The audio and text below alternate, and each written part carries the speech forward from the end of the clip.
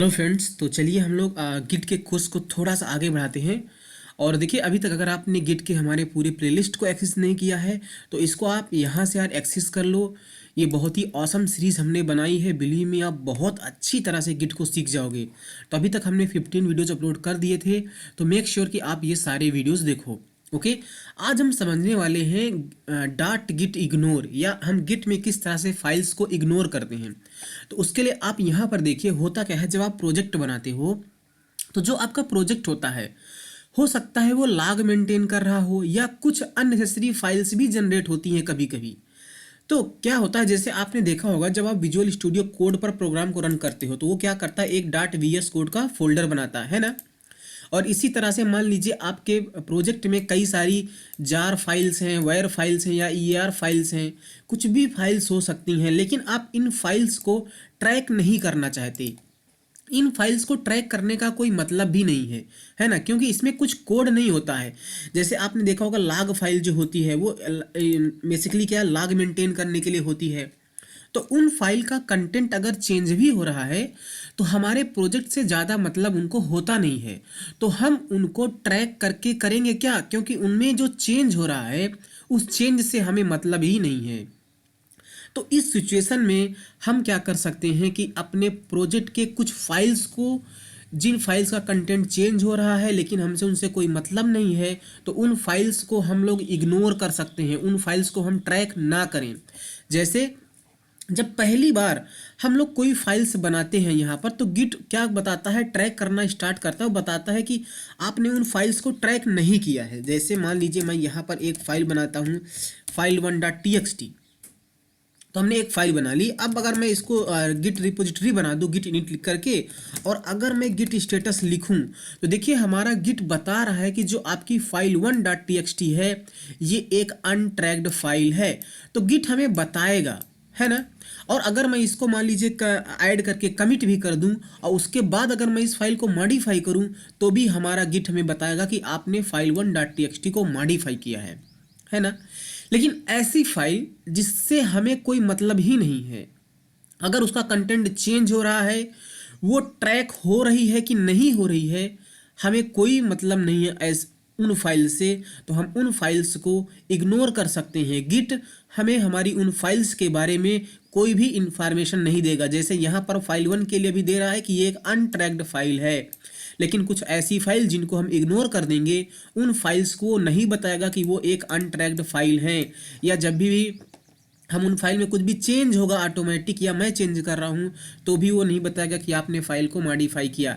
जब वो यही नहीं बताएगा गिट कि ये फाइल्स आपकी अनट्रैक्ड फाइल हैं, तो उनमें चेंज करने का कोई सेंस ही नहीं बनता। चेंज अगर हो भी रहा है और उन फाइल्स को हम ट्रैक ही नहीं कर रहे हैं, तो फिर कोई मतलब नहीं बनता।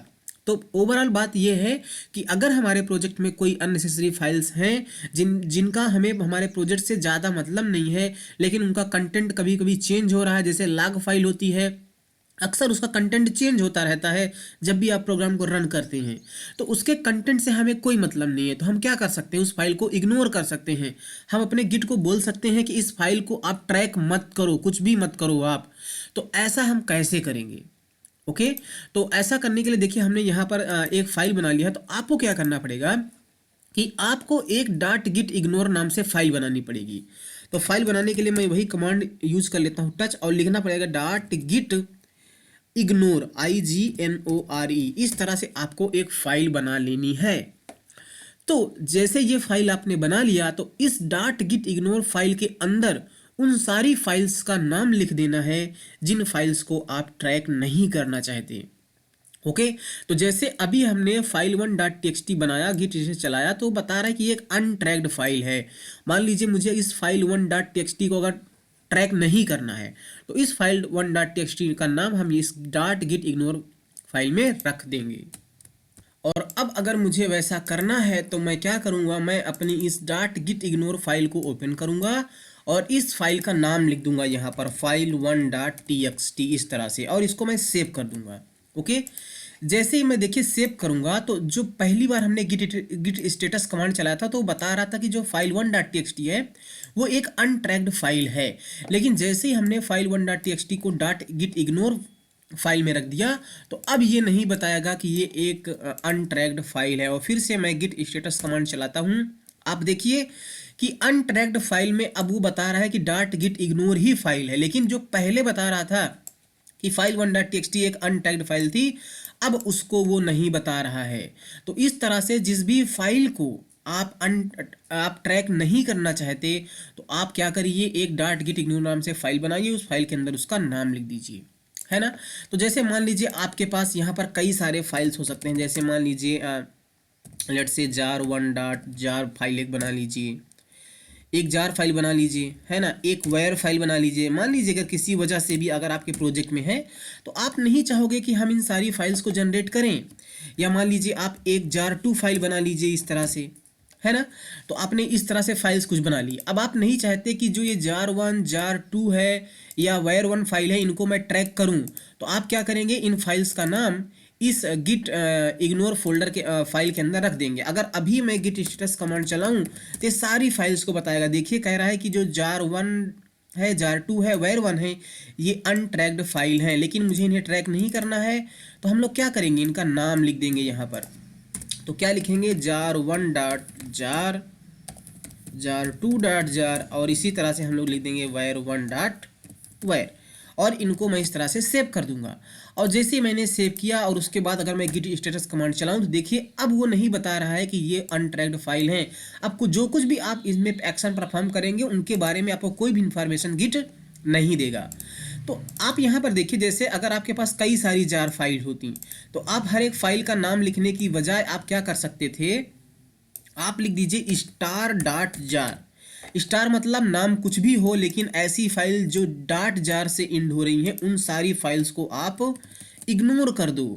तो इस तरह से भी आप इसको ऐसे कर सकते हो। फिर से गिट स्टेटस लिखिए, कुछ भी आपको इस तरह से नहीं बताएगा। आप न केवल फाइल्स को इग्नोर कर सकते हो, आपके पास कोई फोल्डर हो, डायरेक्टरी हो, तो आप उसको भी इग्नोर कर सकते हो, है ना। जैसे मैं एक यहाँ पर डायरेक्टरी बनाता हूँ mkdir यूज करके, लेट से मैं इसका नाम रख लेता हूँ dir1। तो हमने यहाँ पर एक ये डायरेक्टरी बना दी, ओके। और इसके अंदर मैं क्या कर देता हूँ, लेट से मैं एक फाइल बना देता हूँ सिंपली। मैं यहाँ पर लेट से file one, okay, dot T बना दिया, और इसको मैं ओपन करके इसमें कुछ भी रैंडम कंटेंट मैं इस तरह से लिख दे रहा हूँ, ओके।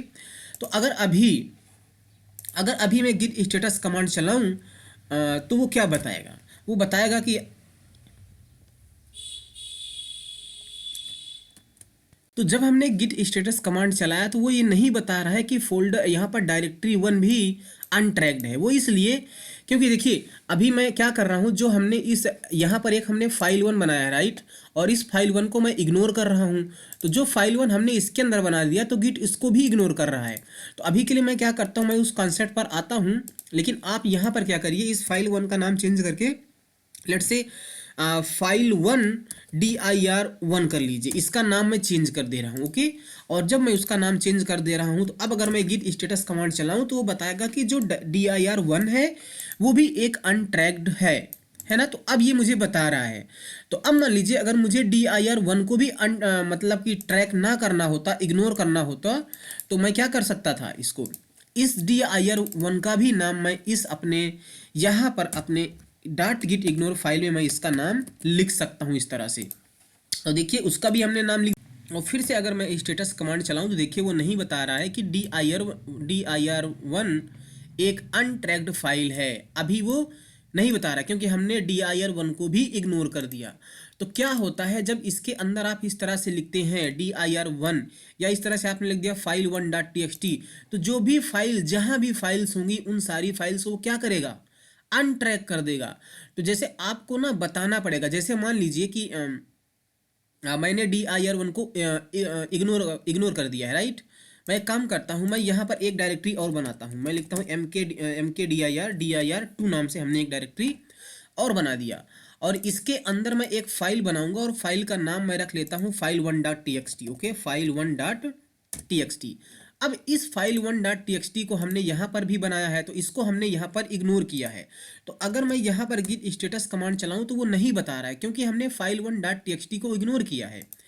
तो जो भी फाइल वन डॉट टी इस डायरेक्टरी टू के अंदर है उसको भी वो इग्नोर कर दे रहा है। तो आपको ये बताना पड़ेगा कि सिर्फ और सिर्फ उसी file1 डॉट टी को इग्नोर करो जो यहाँ पर है ना। तो हमने क्या किया, तो अब देखिए कि हमने यहाँ पर अब बता रहा है कि dir2 जो है वो भी एक अनट्रैक्ड फाइल है। तो जब आप इस तरह से सिर्फ और सिर्फ फाइल का नाम लिख देते हो तो वो file1.txt जहाँ कहीं भी आपके प्रोजेक्ट में होगी सबको इग्नोर कर देगा। तो आपको उसके पहले स्लैश ऐसे लगा देना है, ये मेंशन करेगा कि जो यहाँ पर इस वर्किंग डायरेक्टरी में file1.txt है सिर्फ और सिर्फ उसी को इग्नोर करो। समझ में बात आया। तो अब ये file1 जो यहाँ पर है, ये वाली file1 है, इसी को इग्नोर करेगा, बाकी और किसी भी file1 को इग्नोर नहीं करेगा। उसी तरह से आप बताइए, हमने जब dir1 को इग्नोर किया तो यहाँ पर हमने लिखा है dir1 स्लैश ऐसे लगा दिया है, तो जो भी dir1 होगा वो सबको इग्नोर कर देगा, है ना। जैसे मान लीजिए कि अगर मैं एक काम करता हूँ, मैं यहाँ पर एक और डायरेक्टरी बनाता हूँ, मैं लिखता हूँ कि mkdir लेट से मैं 3 बना देता हूँ, ओके। और इस 3 के अंदर मैं चल के एक dir1 बना देता हूँ। तो मैं यहाँ पर अब थोड़ा कमांड यूज कर रहा हूँ, आई होप कि आपको ये सारी चीज़ें आती होंगी, हो गया, है ना। dir3 आप लिखिए इस तरह से, और dir3 के अंदर आ जाइए। dir3 के अंदर आने के बाद आप एक dir1 बना दीजिए, है ना।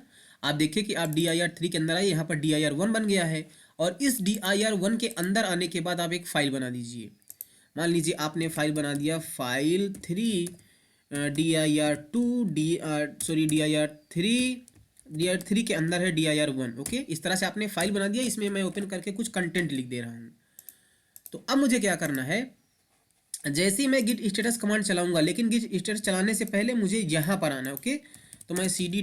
कर लूँगा, तो मैं अपने इस फोल्डर में आ गया। अब देखिए, क्योंकि हमने dir1 को इग्नोर किया है यहाँ पर, तो ये dir1 तो इग्नोर होगा ही होगा, लेकिन जो dir3 के अंदर है वो भी इग्नोर हो जाएगा, ओके। यहाँ पर हमने मुझे बनाना पड़ेगा dir1, ओके, dir1, ठीक है। तो वो भी इग्नोर हो जाएगा। देखिए, जैसे मैं यहाँ पर लिखता हूँ गिट स्टेटस, तो देखिए यहाँ पर वो नहीं बता रहा है कि जो dir3 है वो अनट्रैक्ड है। क्यों? क्योंकि dir3 के अंदर जो dir1 है और उसके अंदर कोई और फाइल नहीं है, dir3 के अंदर सिर्फ dir1 है और उसको हमने इग्नोर करके रखा है। तो इसलिए वो नहीं बताएगा कि dir3 भी अनट्रैक्ड है, क्योंकि उसके अंदर कोई कंटेंट नहीं है ना।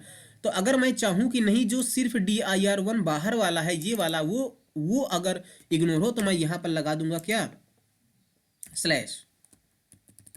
तो मैंने इसको ऐसे सेव कर दिया, और सेव करने के बाद जैसे ही मैं यहाँ पर फिर से स्टेटस कमांड चलाऊंगा, तो आप देखिए कि dir3 भी अनट्रैक्ड फाइल में वो बता रहा है।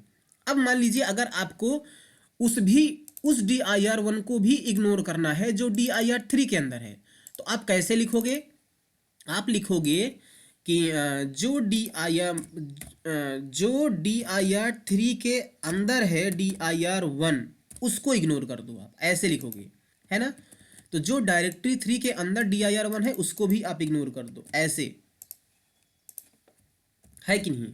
देखिए फिर से dir3 नहीं दिखा रहा है ना। और अगर मैं dir3 के अंदर कोई फाइल बना दूं, यहाँ पर dir3 फाइल1 इस तरह से हमने बना दिया, ओके।